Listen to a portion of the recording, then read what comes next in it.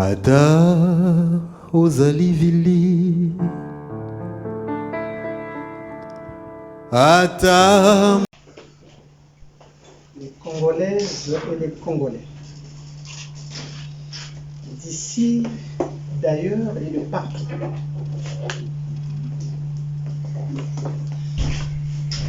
à celles et ceux qui sont présents ici et sur les réseaux, recevez nos salutations. Permettez que je commence par rendre hommage à tous ceux qui ont mené la lutte pour notre libération depuis la colonisation jusqu'aux indépendances. Madiaranga, Bouékamon, Matsoua et bien d'autres qui ont mené ce combat de libération. Nous rendons aussi hommage dans la même veine à tous les pères de l'indépendance, mais surtout, à deux grandes figures de l'indépendance. J'ai cité l'abbé Fulbert Djoubou et Jacques Opango, qui avaient mis fin à ce qui aurait pu être qualifié de contentieux historique par la conclusion d'une paix durable. Une paix non pas celle fondée sur le goût du sang et le crime impuni, mais une paix véritable que par leur intermédiaire, je viens vous présenter, pour que le peuple congolais soit uni dans cette paix menée par deux hommes. Et pour cette paix, s'il vous plaît, permettez-moi que je vous demande une minute de silence. S'il vous plaît. On va se lever.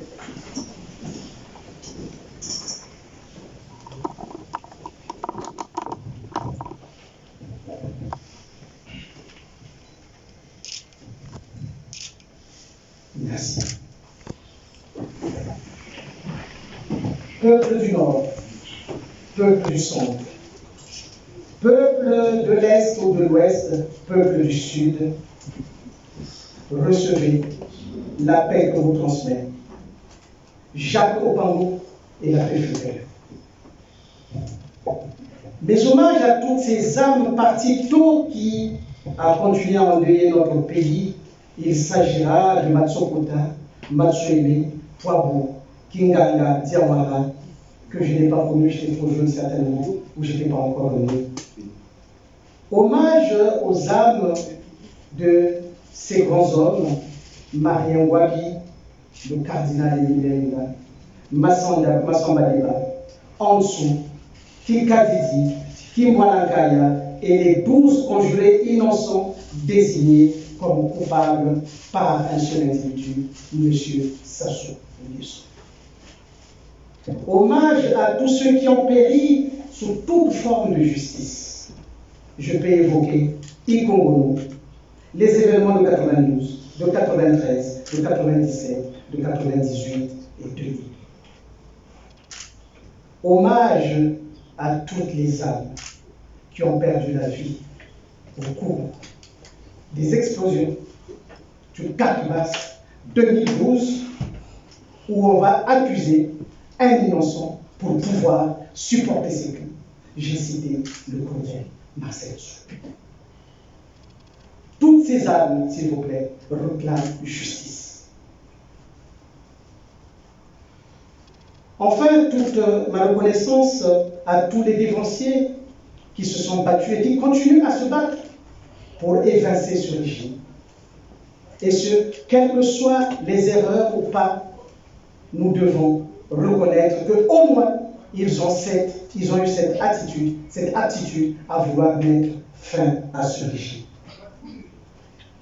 Mais ma reconnaissance va aussi à l'endroit de tous ceux qui ont adhéré à la Convergence 92. Mais je vous surprendrai tout à l'heure que vous tous, vous êtes en réalité Convergence 92. La reconnaissance va à l'endroit des personnes que je ne connais pas, mais qui ont pris à bras le corps ce combat de Convergence 92 un monsieur que je ne connais pas, que je n'ai jamais rencontré, monsieur Ayato, qu'il reçoive ici ma reconnaissance. Monsieur Rosenberg Patrick, que je ne connais pas non plus, mais qui, de par des mots, des gestes, a pu considérer que l'action que nous sommes en train de mener allait dans le sens d'un combat qui unit et qui va libérer le Congo. A lui aussi toute ma reconnaissance. À M. Willy Onyami, avec le juste combat, qui nous a apporté aussi son soutien. Alors je lui ai répondu, le juste combat n'est rien d'autre que le combat du juste pour le juste. Je lui reconnais aussi.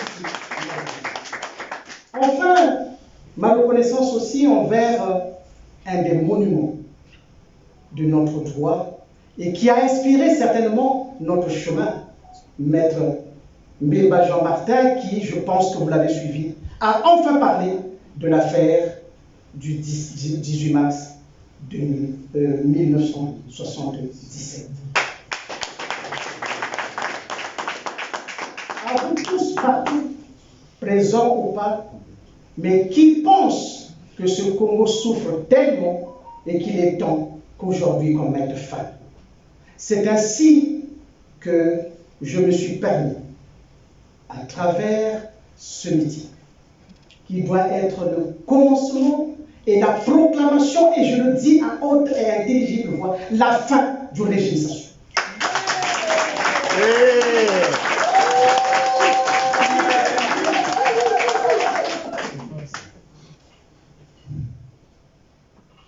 Enfin, il serait bon aussi quand même de dire quelque chose à l'endroit de ceux qui ne m'aiment pas.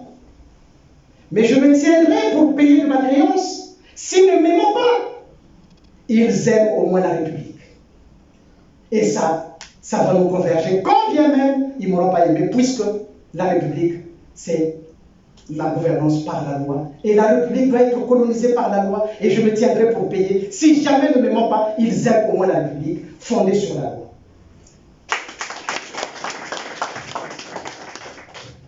Alors, venons-en. Pourquoi aujourd'hui dois-je déclarer que le régime de Sassou prend sa fin aujourd'hui, pour que dans l'histoire, que vous sachiez que ça s'est passé un jour du 18 mars 2023. Un jeune Congolais, un jeune avocat, qui connaît ce système, a permis, ou du moins s'est dévoué pour mettre fin à ce régime. Et je vais vous expliquer un certain nombre de choses. Pourquoi? Le refus de crime et de l'injustice. Voilà les mots capitaux qui doivent vous guider à partir de cela. Vous êtes presque sûr, si jamais, et je le répète, si jamais vous tous vous convergez vers le refus de crime et de l'injustice, dans les 48 heures, le régime de Sassou prend fin. Dans les 48 heures, le régime de Sassou prend fin. Et pourquoi je le dis? Mais avant que je ne rentre dans le vif du sujet, j'aimerais vous dire quelque chose. Je ne dois rien à Sassou. Il faut vraiment que ça soit compris. Si je me mets devant, c'est pour vous dire que je ne dois rien. Mais alors rien à Sassou. Mais Sassou me doit tout. Je répète, je ne dois rien à Sassou, mais Sassou me doit tout. J'ai passé 15 ans au Congo, enseignant-chercheur, avocat, j'ai affronté ce régime, je le connais, et Sassou sait que je sais ce qu'il sait que je sais.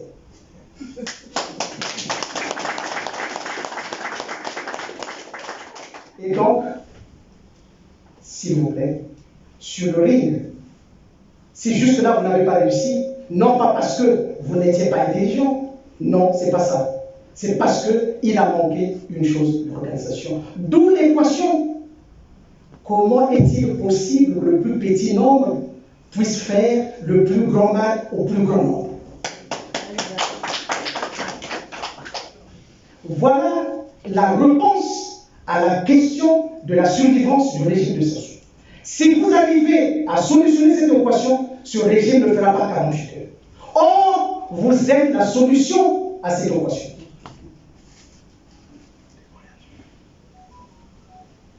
Pourquoi est-ce que le plus grand nombre accepte le plus grand mal qui lui vient du plus petit nombre?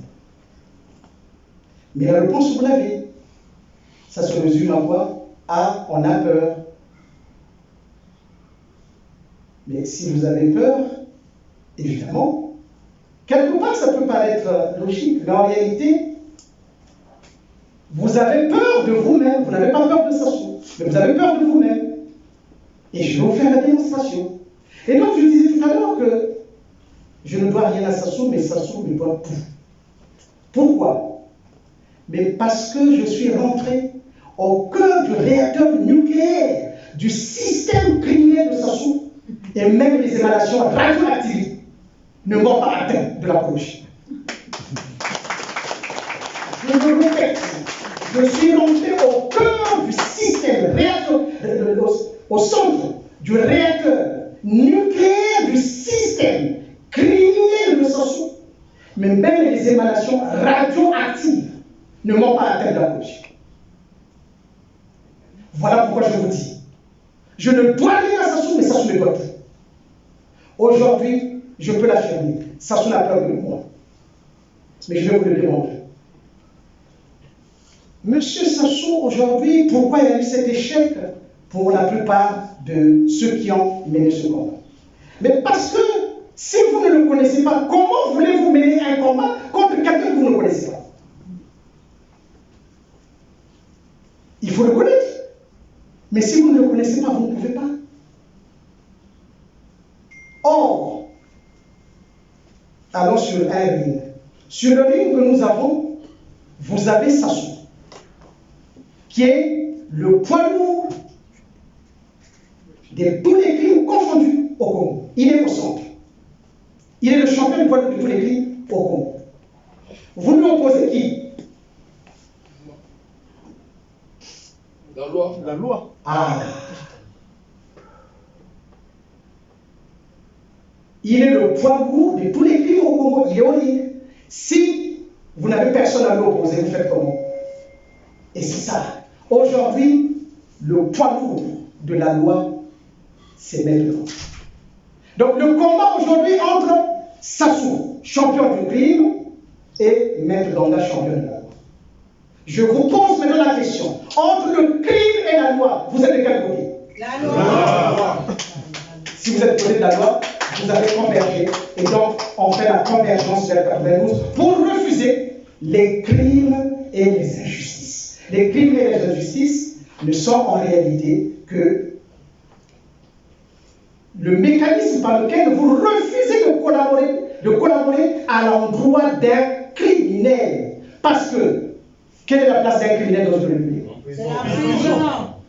Alors, si des gens vous disent qu'ils font de la politique contre M. Sassou Nguesso, alors qu'il s'agit d'un criminel, ça veut dire qu'eux-mêmes ne comprennent pas réellement ce qu'ils font, puisqu'ils ne peuvent pas faire la politique dans un environnement criminogène.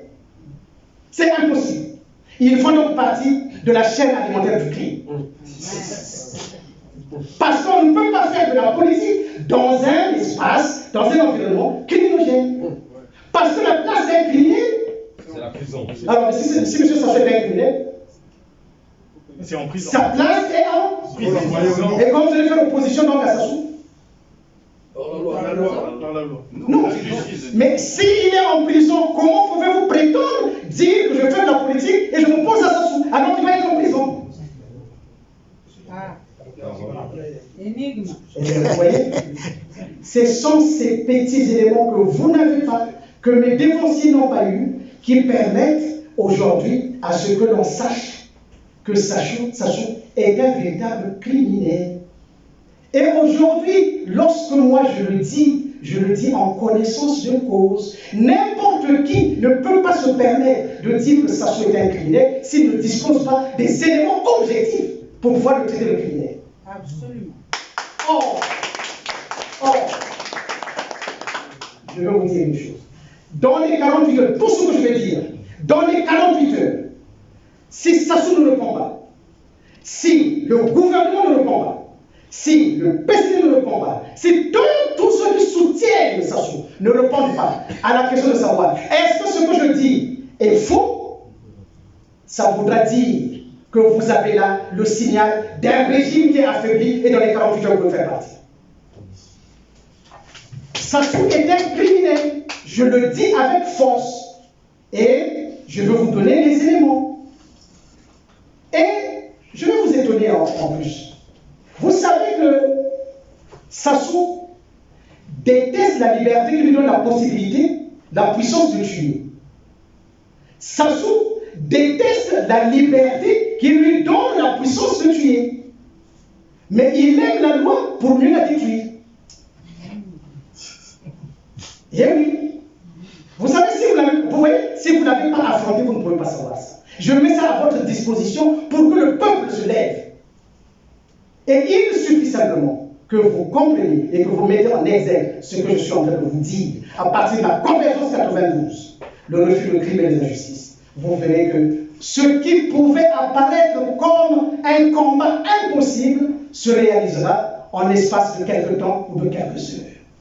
Je répète, Sassou, et ça va vous étonner, Sassou se cache derrière la loi. Posez la question à Sassou. Quelle est la place d'un criminel dans une république? Posez la question à Sassou. Si je mens, allez-y, posez la question à Sassou.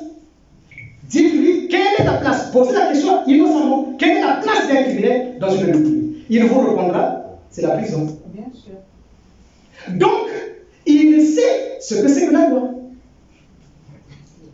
Donc, tous ceux qui disent, ah, est-ce que par le droit, on peut changer ceci, on peut faire cela? Oui, je comprends tout à fait, mais parce que vous ne l'avez pas encore affronté. C'est normal. Moi, je l'ai affronté. Et je vais vous le dire maintenant, dans l'affaire que vous connaissez. Parce que c'est important, si vous voulez me suivre, il faut que vous sachiez que la personne qui est en train de vous conduire va vous conduire sur le bon chemin et donc à bon port.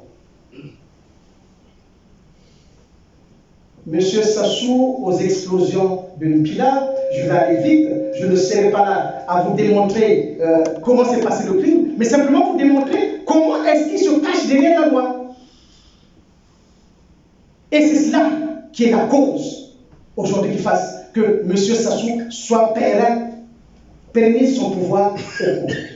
Mais à partir du moment où, à partir d'aujourd'hui, je suis en train de vous donner ces éléments-là, il vous appartiendra, peuple congolais, de faire le choix entre le crime ou la loi. Vous êtes désormais l'arbitre, parce que d'un côté il y a le crime, et de l'autre côté, il y aura la loi. À vous de faire le choix. Et donc, pour en venir à ce que je disais, je l'ai affronté et je l'ai vaincu. Je répète, j'ai affronté M. Sassou Nguesso, je l'ai vaincu. Les explosions de Mpila. Voilà qu'il y a des explosions de Mpila et il faut que vous le sachiez, parce qu'il y a des détails parfois que vous n'avez pas. Quand il y a des explosions de Mpila, M. Sassou sort quelques heures après. Il vient dire que les explosions, c'est simplement un court-circuit. Les explosions, c'est un court-circuit. Imaginez un professeur de médecine qui vous dit, votre enfant est malade, il faut lui mettre du formol. Qu'est-ce que vous allez penser? Voilà un général d'armée qui ne sait pas que dans les soutes à munitions, on ne met pas de l'électricité. Bon, s'il n'est pas idiot, il est quoi? Intelligent. Non, il faut que vous... C'est un détail qu'il faut savoir. Il vient dire que dans les soutes à munitions où on ne met pas de l'électricité, il y a eu court-circuit. Mais mieux encore, s'il a dit qu'il y a eu court-circuit, ça veut dire que c'est accidentel. Mais regardez ce qui va se passer. Et c'est là que M. Sassou avait ignoré qu'un enfant qu'on appelle Maître Ganga était né. Déjà né. il fait les explosions de Pilate. Qu'est-ce qu'il fait? Il met en place une commission d'enquête. Or, en réalité, à la suite des explosions, il appartient simplement au parquet de la République d'ouvrir une information, point. Et de commencer à mener des enquêtes, point. Un truc simple. Mais non, lui, il met en place une commission d'enquête. Pour désigner qui comme coupable? Le colonel Bassem Sourou. Maintenant, dites-moi, est-ce que le rôle du président de la République, c'est de désigner les coupables? Non. Donc, vous voyez, c'est lui qui désigne qui serait coupable après avoir dit que les explosions de Pilate étaient le fait d'un coup circuit. Maintenant, je vous dis, si vous ne connaissez pas le système, comment vous allez savoir ce que je suis en train de vous dire? Vous ne pouvez pas savoir. Donc finalement, vous ne pouvez pas mener un combat à bon escient parce que vous ne connaissez pas. Là, je vous donne ces détails et c'est à vérifier. Vous pouvez vérifier. Et je vous ai dit tout à l'heure, si ce que je dis est faux, que Sassou, son gouvernement et tous ceux qui le supportent, qu'il vient de mettre dans l'amont. Commission d'enquête. Ensuite, on arrête le colonel Sourou. On le met en prison. Donc c'est lui qui a désigné qui. Alors, puisqu'il a mis une commission d'enquête, et vous voyez, il donne donc l'impression que la commission d'enquête est légale. Est-ce que vous voyez? Déjà là, il prend pied dans la loi. Du moins, il pense. Jusqu'à ce que Maître Zangé vienne lui faire la démonstration que c'était passé. D'accord? Donc, il met une commission d'enquête et il commence à arrêter les gens dans la personne qui le convoitait, le colonel Sourou. Il le met en prison. Et quand je vous dis tout à l'heure que je l'ai vaincu, pourquoi? Parce que c'est pour la première fois dans l'histoire du pouvoir de Sassou, la première fois qu'on a découvert que les commissions d'enquête étaient une commission menée par Sassou et qui était illégale. Ça m'a permis de dynamiter le système judiciaire. De sorte que le colonel Sourou est sorti, alors que jamais, lorsque Sassou désigne ces brebis, jamais ils ne peuvent les quitter le Sénégal. Jamais. Mais pour la première fois, Sassou a lâché prise. Première victoire, ou du moins deuxième victoire. Première victoire, j'ai découvert que la commission d'enquête était illégale. Et les magistrats ne savaient pas quoi faire. Parce que ce n'est pas du rôle du président de la République de désigner qu'il doit être coupable. Si tant est qu'il est président de la République. Monsieur Sourou, le colonel Sourou sort de la prison. Troisième victoire. La sortie du colonel Sourou a incité Sassou à sortir de ses griffes là où il se cache pour pouvoir tuer. Habituellement, il ne tue pas directement. Il se cache comme ça, je crois que c'est lui. Mais là, il est sorti de là. Je l'ai sorti de ce système, de sorte qu'il est parti attaquer le colonel Sourou chez lui. Vous connaissez le nombre de morts. Mais ce n'est pas ça le plus important. Vous savez après ce qui va se passer? Au cours du procès, je demande qui a donné l'ordre pour aller attaquer sur le colonel Sourou. Logiquement, l'ordre pouvait être donné par Sassou, puisqu'il est le chef des armées. Mais je vais vous étonner. Lorsqu'on donne l'ordre, et c'est là que vous devez vérifier, lorsqu'on donne l'ordre, vous savez, on met le nom de qui? On met le nom du général Bouiti. Adjoint de la police. On met son nom, Sassou enlève son nom. Maintenant, pourquoi il enlève son nom d'après vous? Mais pour qu'on ne sache pas que c'est lui qui a fait ça. Donc, il a peur de quoi? La justice, de la loi. Et voilà. Il a donc peur de la loi. C'est ce que je vous disais tout à l'heure, il aime la loi pour mieux la détruire. Il se cache derrière là.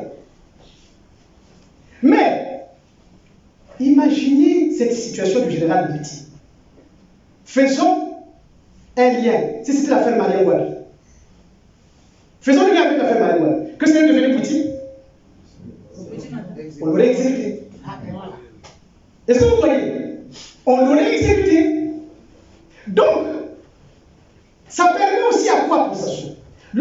admet que c'était un Vili qui a tué Sou, ça lui permet de garder les liens avec la Guinée. Il va dire, ah non, c'est pas moi. C'était le colonel Sou. Donc les Guinée. Et ça lui donne quoi? Les Vili et les Téquets ne doivent pas s'entendre. Et oui. Donc, et ça c'est important parce que je veux revenir là-dessus. La solution à la violation de la loi par Sassou se passe par quoi? Passe par opposer les ethnies. Mais est-ce que c'est le rôle de la loi? La loi a pour conséquence de sanctionner celui qui a commis l'acte. Mais Sassou, il désigne quelqu'un d'autre. Ça vous rappelle rien? Le coupable c'est lui, mais il désigne d'autres. Donc vous voyez, mais allez-y demander le général Bricy. Que les villes le sachent que à la place l'attaque qu'il y a eu chez le colonel, tous les mots qu'il y a eu là-bas, lui a désigné comme auteur qui a donné l'ordre, c'est Bricy. Mais comme il n'est pas intelligent, c'est ça qu'il faut savoir. Comme il n'est pas intelligent, et qu'en face de lui avec le langage, je vais simplement dire ceci. Mais qui est le chef des armées? Mais si le chef des armées c'est lui, à quel moment a-t-il donné pouvoir à Bouiti pour qu'il devienne momentanément chef des armées et donc président de la République?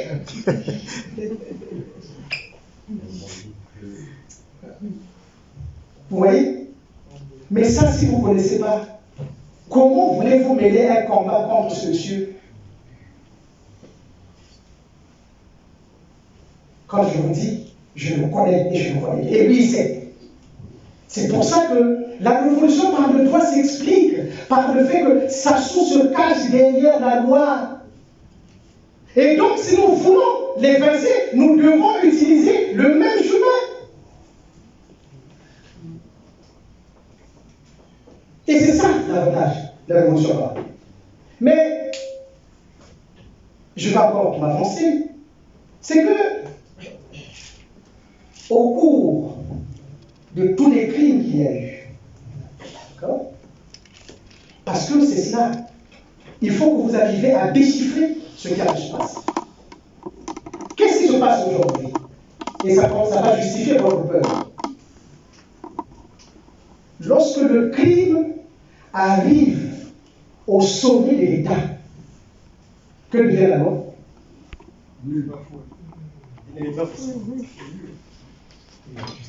Et oui. Lorsque le crime arrive au sommet de l'État, que devient la loi? Et c'est là où vous allez comprendre quel est votre rôle. Mais je vais vous dire encore une chose. C'est que le crime qui arrive au sommet de l'État est la fonction normale de l'État post-colonial, mais non la fonction normative. Je répète. Le crime qui arrive au sommet de l'État est la fonction normale de l'État post-colonial, mais non la fonction normative. C'est ainsi que vous voyez que Sassou se cache toujours derrière la loi.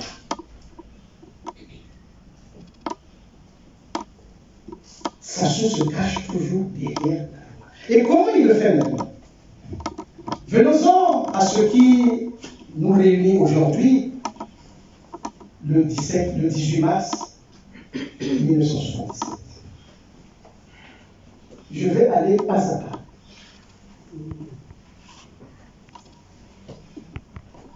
Assassinat de Malé Wabi par Sassou. Je le dis, hein. Assassinat de Malé Wabi par Sassou. Mais avant que je n'arrive là pour vous faire la démonstration que Sassou est véritablement un criminel, en passant, je vous informe que je suis le seul, le premier, à avoir déposé plainte contre Sassou à Brazzaville. Et j'ai demandé à l'armée, la police de l'arrêter. Il faut que ça soit compris. Voilà pourquoi je vous dis, je ne dois rien à Sassou, mais Sassou me doit tout. Il ne doit quoi d'ailleurs? Il me doit mes droits créances qui sont marbrés dans la Constitution de 92, mais surtout, il me doit le fait qu'il doit répondre des effets devant la justice. Parce que ça ne doit pas rester impuni. Ça ne doit pas rester impuni. Et il va répondre. Et Sassou sait qu'il devra répondre de ça. Et Sassou sait, et il est même prêt à accepter qu'il soit arrêté. Vous savez pourquoi? Sassou sait qu'il faut qu'on arrête. Et il attend qu'on arrête. Je vais dévoiler ça plus tard. Donc, assassinat de Malien. Okay. Que fait Sassou dans cet assassinat? Et c'est là où c'est important.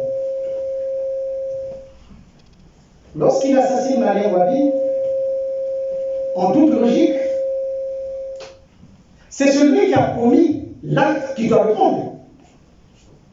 Or, on ne peut pas faire Sassou.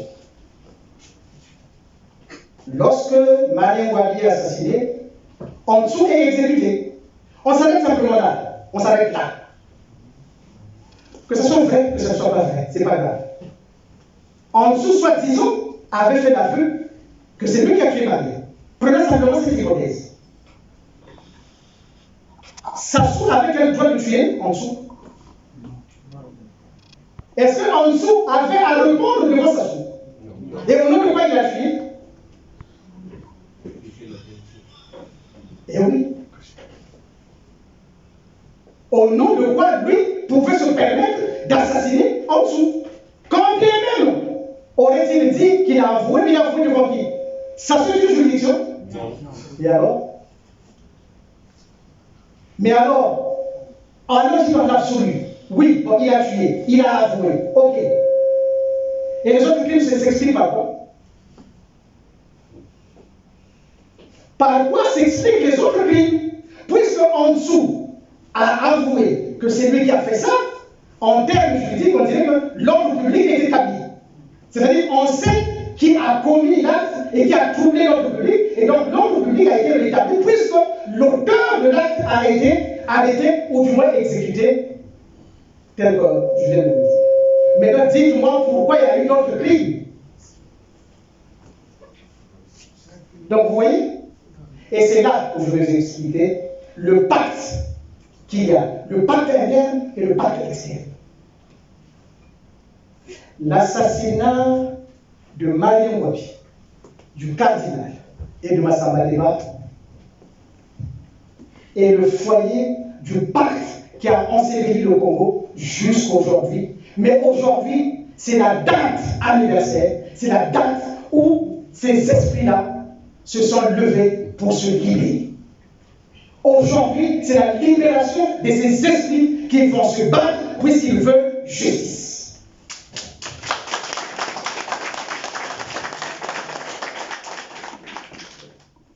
Il y a quelques esprits malins qui vous diront que ah, mais ces crimes-là, ça fait longtemps, non? Il y a même des juristes qui vont le dire. Il y a prescription. Je réponds immédiatement qu'un criminel ne peut pas prescrire. Un criminel ne peut pas prescrire.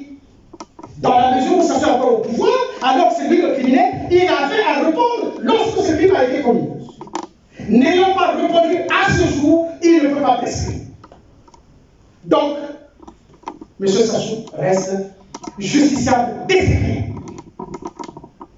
Pour que cela soit entendu là, qu'il n'y ait pas des gens qui viennent dire ah, mais maître Ngari, quand tu ne parles de tout. Non, je dis un criminel ne peut pas prescrire. Voilà. Ceux qui veulent m'affronter, ils pourront toujours venir m'affronter. Mais un criminel ne peut pas prescrire. Donc, à partir du moment où en dessous est tué ou assassiné, comment se justifient les autres crimes? Demandez à Sassou qu'il vienne expliquer comment il peut justifier les autres crimes. Donc vous voyez, ça ne s'arrête pas là. Un cardinal est tué assassiné. Mais qui avait convoqué ce cardinal, là au CMP, qui n'existait pas encore? Sassou. Mais Sassou avait-il le droit de convoquer un cardinal? Pour quelle raison? Il était qui, lui, pour convoquer un cardinal? Il était qui? Un minable ministre de la Défense qui a laissé qu'on puisse tuer un président à 14h30? Avait-il le droit et l'autorité et le pouvoir de convoquer un cardinal? Au téléphone. Bon. D'accord? Et quand il arrive, a-t-il veillé à ce qu'il le batte tel qu'il avait convoqué? Non. Il a disparu. Et il est mort. Mais mieux encore, la chanson, vous la connaissez, Bakongo va. Alors, et c'est là que se construit dans ce pacte. Les uns parleront du pacte du Nord, mais c'est faux. Un paradigme. Vous parlez de pacte, mais non. Sassou, en faisant ça, en brouillant les pistes, d'accord, en faisant en sorte que le crime qu'il a commis, lui, soit reporté sur d'autres, ça lui a permis d'opposer les Kouyou au Bakongo. Donc, voyez-vous, ce milliard de criminels a réussi à opposer par le crime que lui, il a commis, des communautés du nord au sud. Et c'est ce pacte-là qu'il a réussi. C'est-à-dire, vous opposez à partir des crimes que lui, il a commis. Mais est-ce que lorsqu'on commet un crime, la solution à la violation de la loi passe par l'opposition entre les communautés? Non. Et alors? Et je vais aller encore plus loin. Regardez, que les Kouyou aient voulu se venger, c'est tenter que le terme est acceptable, ce que je ne crois pas bien. Mais prenons ça. Est-ce que lorsque Malé Wabi est assassiné et que l'on dit que c'est les Bakongo, est-ce que les Kouyou avaient tort de se venger? Non. Non. Les Kouyou n'avaient pas tort de se venger. La justice vengeresse. On peut le regretter. On peut le regretter. Mais on ne peut pas dire de façon péremptoire que les Kouyou avaient tort de le faire. Maintenant, la question qui se pose, est-ce que véritablement, ce sont les Kouyou qui s'étaient vengés ou une catégorie de personnes appartenant au groupe Kouyou qui se sont fait justice? Mais maintenant, la vraie question, ce n'est pas celle-là. La réponse à la question, ce n'est pas celle-là.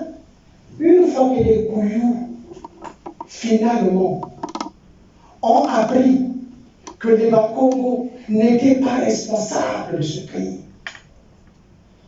et que le vrai responsable, c'est ça, c'est ce que je dis. Les Kouyou, qu'est-ce qu'ils ont fait? Et bien voilà. Est-ce que les Kouyou, un tant soit peu, dans leur justice vengeresse, que l'on ne condamne pas, mais qui après se rendent compte que la justice n'avait pas d'objet d'être, puisque les personnes qu'ils ont tuées n'étaient pas ceux qui avaient tué Maléwa. Alors qu'est-ce qui s'est passé? Est-ce qu'on voyait? Mais les Kouyou ont-ils fait le pas d'aller vers les Bakongo pour dire que finalement, il y a eu une crise? Non. Vous voyez? Et c'est ce pacte-là que jusqu'aujourd'hui, les Kouyou n'ont pas fait le pas pour aller demander pardon à leurs voisins Bakongo du crime qu'ils ont commis, mais de façon, en étant bien simplement une méprise. Et que le vrai auteur, c'est Sassou. Permettez-moi de donner ce cas pratique à toutes nos communautés dans la Likwala, la Sangha et tous les autres. C'est-à-dire, lorsque une personne commet un crime et qu'il accuse d'autres, comment il résout ce problème-là? Ceci simplement pour aller très vite, je dis que savez-vous pourquoi jusqu'aujourd'hui les Kouyous ne sont pas revenus vers les Bakongo pour demander pardon? Mais c'est parce que le bénéficiaire du crime qui a pris l'État en otage ne permet pas. Ce qu'il voudrait dire, mes chers collègues, mes chers frères, c'est que nous devons initier très rapidement le dialogue intercommunautaire sur la base des crimes qui ont été imputés à d'autres, alors que cela a été commis par quelqu'un d'autre.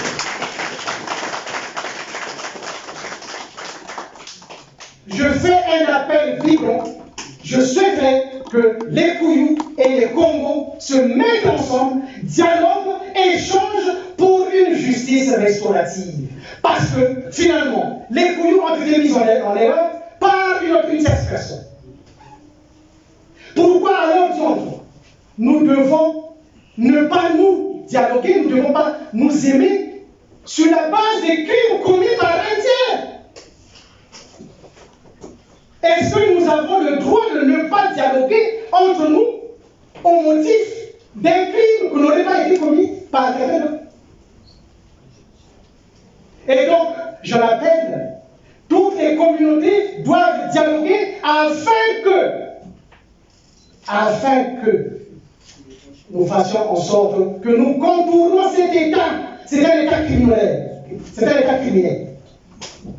Donc, il faut, dans les jours à venir, que nous puissions initier le dialogue intercommunautaire et particulièrement le dialogue Kouyou-Congo pour qu'on arrive à se dire face à face que finalement les crimes qui ont été commis n'étaient pas commis par des Bagons, afin que au moins le signe du pardon soit reconnu. Au moins, mais c'est ça. Voilà, la convergence 92, c'est aussi ça. C'est-à-dire que les Kouyous refusent le crime et les injustices, et que les Bakongo aussi, et qu'on n'accuse pas les uns pour les autres, parce que finalement, la mésentente entre les Kouyous et les Congo, mais je peux élargir, entre le nord et le sud, va au profit de qui? Voilà. Est-ce que vous trouvez que c'est une créance acceptable que nous puissions ne pas nous entendre entre nous, simplement parce qu'il y a un criminel qui peut être au pouvoir? Non. Voilà le pense. Mais nous allons avancer. L'assassinat du cardinal. Mais il s'agit là d'un crime transcendant. C'est un crime transcendant que vous ne pouvez pas accepter. C'est-à-dire que Sassou a tué le visage de Dieu sur le Congo. Comment pouvions-nous accepter que quelqu'un qui a assassiné un cardinal puisse être un président de la République? Non. Il s'est C'est dit. Il s'est substitué, justement. Oui. C'est lui qui est devenu Dieu, justement. On vient de pécher maintenant. Mais c'est cela qui fait le pacte extérieur. C'est pour avoir commis tous ces crimes et avoir fait en sorte que, d'avoir fait en sorte qu'ils ne soient pas connus, ou qu'ils ne soient pas inculpés, ou qu'ils ne soient pas reconnus comme étant celui qui a commis ces crimes. C'est le lien, c'est ce pacte extérieur avec la France-Afrique qui fait que, ayant fait la démonstration qu'il peut tuer Kikatiki, il peut tuer Kimba Nakaya, il peut tuer le cardinal, personne ne l'assume. Cela est une garantie pour les intérêts de la France. Le pacte extérieur, c'est celui-là. C'est pour avoir démontré qu'il est capable de tuer sans être pris. Cela constitue la garantie du pacte extérieur. Mais aujourd'hui, Si vous êtes conscient et que vous voulez vraiment que ça se termine, dans les 48 heures, je vous le dis encore, c'est de dire désormais, vous refusez les crimes et les injustices. Mais je vais encore plus loin. C'est que dans l'affaire des explosions de l'aéroport, il a mis encore en place une commission d'enquête. Dans l'affaire Marine Marie, il avait mis une commission d'enquête pour arriver au procès des 12 conjurés. Mais pourtant, en dessous, avait été tué pour ça. Donc vous voyez, il a embrouillé. Et en mettant en place des commissions d'enquête, il fait quoi? Il donne l'impression qu'on est dans la loi. Et ensuite, une fois qu'il a fait ça, il va donner la justice et vous savez qui? Vous avez mon coco. Et au coco, comme c'est le gouvernement, qui pense faire véritablement justice, mais en réalité, il s'est trompé. Il s'est trompé, puisque en dessous avait été déclaré comme étant coupable de l'assassinat de Marie Marie. Comment il pouvait-il être possible encore qu'il y ait 12 personnes qui soient jugées pour le même fait? Est-ce que vous comprenez? Alors, vous voulez laisser ce monsieur continuer à dire? Non. Non. Sûrement pas. Mais sur l'affaire du cardinal, je n'ai pas encore fini, si je dois le bénir. Mais Sassou, dans la lettre au pape, il dit que ceux qui ont tué le cardinal, je les ai moi-même assassinés. Les enfants. Avait-il le droit de les tuer? Maintenant, l'Église a une position qui m'embête de temps en temps. Il dit que le cardinal est mort pour la paix. Moi, je dis non. L'assassinat, le cardinal est mort du fait de Sassou. Ça a été un assassinat crapuleux. Il n'est pas mort pour la paix, non. Parce qu'autrement, il faut que l'Église nous dise aussi, les 3 personnes que Sassou a tuées pour avoir assassiné soi-disant le cardinal, que représentent ces 3 personnes à l'intérieur de l'Église? Est-ce qu'il considère que Sassou avait bien fait de tuer les 3 personnes qui avaient assassiné le cardinal? Est-ce qu'il considère cela comme une récompense? Et ça, il faut que l'Église nous le dise. Il faut que l'Église nous le dise. Parce que Sassou a assassiné le cardinal et il prétend que ceux qui ont assassiné le cardinal ont été assassinés par lui. Avait-il le droit de les assassiner? Non. Alors, quelle est la position de l'Église par rapport, non pas seulement à l'assassinat crapuleux du cardinal, mais aussi à l'assassinat de ces 3 personnes? Il faut qu'on le sache. Vous voyez?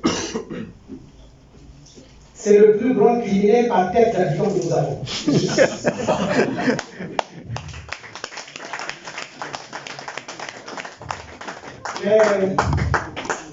Je crois avoir donné un certain nombre d'informations, mais simplement, dans l'affaire, par exemple, des explosions d'aéroport, là aussi, il avait fait une commission d'enquête pour pouvoir camoufler, cacher ses crimes et faire et rendre coupable de ces crimes qui Tissé Tikaya et Zaragat. Donc vous voyez, il commet des crimes et il y a plus d'autres personnes. Bon, pour vous dire en quoi est-ce que la révolution par le poids est une force. Pourquoi lui ne veut pas qu'on sache que c'est lui qui tue? Pourquoi Sassou ne veut pas qu'on sache que c'est lui qui le fait? Vous ne pouvez pas aller en prison. Ah ben voilà. Voilà. Donc, il sait pertinemment que si la loi apprend que c'est lui qui est l'auteur de ces actes, qu'est-ce qui va se passer? Il va aller en prison. Et donc, tout à l'heure, quand je vous disais que lorsque le crime arrive au sommet de l'État, non pas que la loi n'existe plus, non. La loi repart vers le peuple. La loi repart vers le peuple parce que le souverain primaire, détenteur de la souveraine raison, c'est d'abord le peuple. Et donc, à partir du moment où l'État est détruit par ce crime, le peuple a le droit de reprendre sa souveraineté. Amen. Et cette souveraineté, c'est la loi. Donc, quand je disais le plus grand nombre qui se fait le plus grand mal par le plus petit nombre, en réalité, aujourd'hui, puisque vous êtes détenteur de la loi, vous êtes majoritaire alors, c'est le peuple. Le peuple, vous êtes désormais détenteur de la loi. Mais qu'est-ce qui se passe? Et ça, c'est le dernier élément que je veux vous dire. Le plus grand nombre a peur, vous l'avez dit. Le peuple a peur, oui, vous l'avez dit. Mais je vous fais la démonstration qu'en réalité, ils n'ont pas le droit d'avoir peur. Qu'est-ce qui se passe? Sassou a peur de la loi. Suivez bien, Sassou a peur de la loi. Et ensuite, il se parle de la loi pour protéger ceux à qui il demande d'accomplir des actes infractionnels. Je le précise encore. Sassou a peur de la loi pour protéger les leurs et se protéger lui. Donc, s'il a peur de la loi, il cherche la protection de la loi. Ensuite, il se parle de la loi pour protéger ceux qui vont accomplir les actes pour lui. Après, qu'est-ce qui va se passer? Le peuple, au lieu d'avoir peur de la loi, le peuple a peur de qui?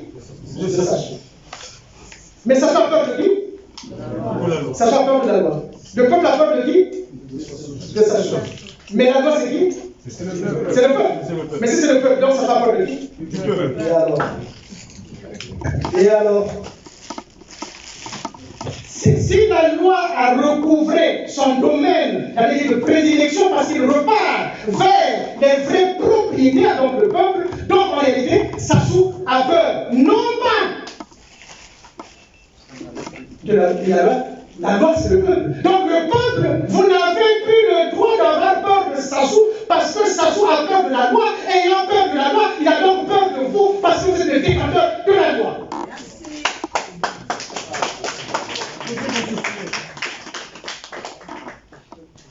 Maintenant, or, la loi trouve sa force dans quoi?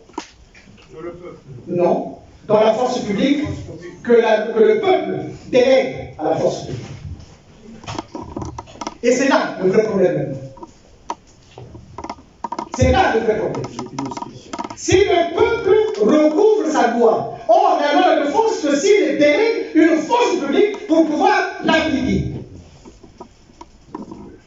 Quel est le nom de la force publique? Faire appliquer, faire respecter. Bon, je sais que vous avez plusieurs réponses. La réponse la plus simple, c'est que vous direz la force publique protège d'abord le peuple. Oui. De façon générale, c'est ça, non? Oui. Mais en réalité, cette réponse n'est pas bonne. La force publique protège le peuple contre les crimes. La force publique protège le peuple contre les crimes. Or, Sassou est un criminel. Donc, la force publique doit l'arrêter. Or, Sassou est un criminel qui a peur de la loi. Or, la loi n'est rien d'autre que le peuple. Et que le peuple a une force publique pour faire exécuter sa loi. Donc, aujourd'hui, la question est simple. Peuple du Congo, vous êtes détenteur de cette loi. La force publique est la vôtre, vous devez demander à la force publique d'aller là. Et c'est là le vrai travail. Et c'est là le vrai travail. Mais il faut d'abord le comprendre. Si cela est vrai, que le peuple est détenteur de la loi et que la force publique est sa force publique, parce qu'il le paye avec les deniers publics, si le peuple a peur, je me fais esclave de ce peuple-là. Je suis prêt à accepter de faire dans ma personne, pour pouvoir arrêter ce monsieur-là. Pourvu que le peuple dise que oui, nous sommes d'accord, nous sommes détenteurs de la loi et la force publique devra l'aller.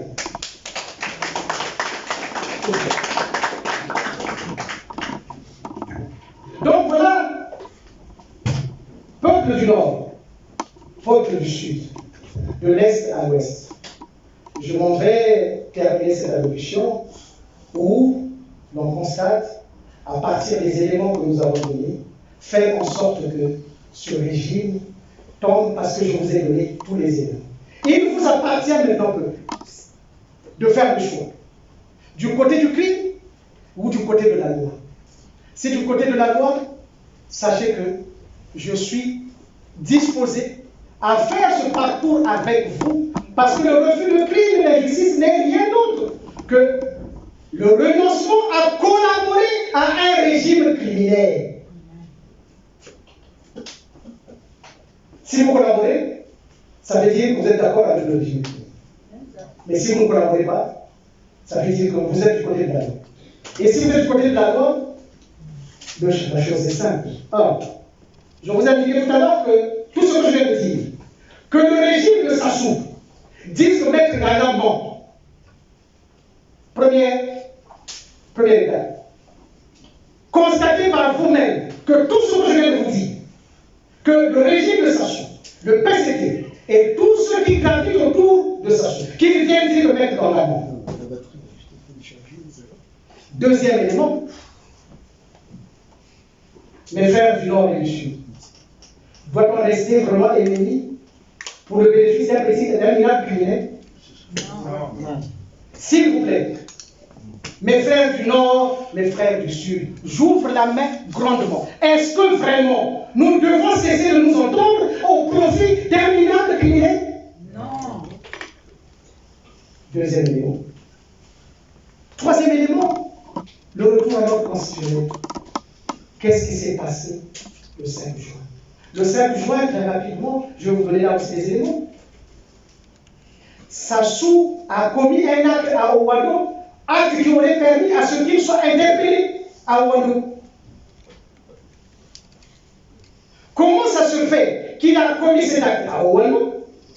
Il ne s'est pas fait interpeller, il n'a pas voulu se présenter à la police, il fait ce qu'on appelle le délit au fluidien jusqu'à Dazali. Et quand les autorités de la République veulent l'interpeller, il dit quoi? Je donne. Et là aussi, vous allez voir, la violation par lui de la loi à Ouano, en ayant entraîné certainement la mort ou je ne sais pas quoi, à Ouano, c'est résolu par quoi? Mais est-ce que c'est ça la loi? Ben voilà. Je vous donne là encore une hypothèse simple. Alors qu'il devait être interpellé, il a réussi à faire en sorte que l'infraction commise à Ouano pour sa résolution se conditionne par un conflit nord-sud. Est-ce que c'est ça la loi? Non. Bon, maintenant, posez la question. Ceux qui ont pris les armes en 1997 contre les institutions de la République, qu'est-ce que les institutions de la République leur avaient fait? Rien. Eh oui. Eh oui. Je le répète encore, si vous ne le connaissez pas, vous ne pouvez pas faire grand-chose. Je vous donne des éléments pour que demain, après-demain, allez-y, annoncez la bonne nouvelle que le Congo désormais va se réconcilier, non pas à travers cet état criminel, mais à travers des passerelles intercommunautaires. Nous devons nous parler. Nous devons nous parler. Et notre réconciliation ne viendra plus de cet état. Notre réconciliation viendra du parler vrai entre nous. Kouyou, Congo, Congo Bébé, Vili Teke, etc. Nous devons le faire. Et la convergence 92 prend ça comme la deuxième étape de la situation qui va être. Première étape, que le pouvoir en place vient dire que Maître Gana ment. Si Maître Gana ne ment pas, ça veut dire que le plus grand nombre a eu raison. Or, qu'est-ce qu'il nous faut? Il nous faut simplement changer les rapports de force du plus grand nombre détenteurs de la loi et de la force publique pour pouvoir faire en sorte que ce monsieur puisse être arrêté. Et dans les 48 heures, il va être arrêté. Parce que les rapports de force ont changé. Mais si vous ne le faites pas, vous ne direz pas que Maître Dorgan ne vous l'avait pas dit. En tout cas, à la Convergence, nous avons travaillé pour que vous arriviez à comprendre que on ne peut plus laisser un criminel diriger notre vie. Alors, je prendrai la citation avant de terminer que j'ai vraiment aimée.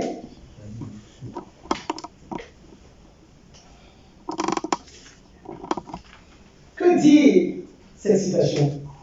Il nous dit: donnez-moi vos affections humaines, la joie et la douleur, la peine et le plaisir, et je créerai un monde moral.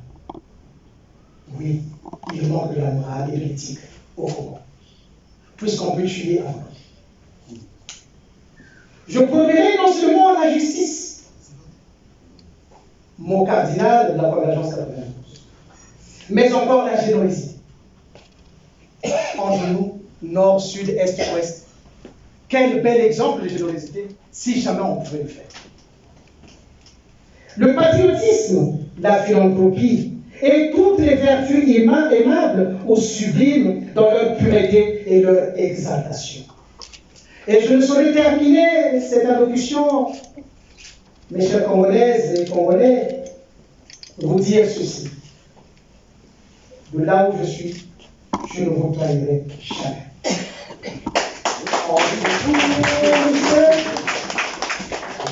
En ce jour,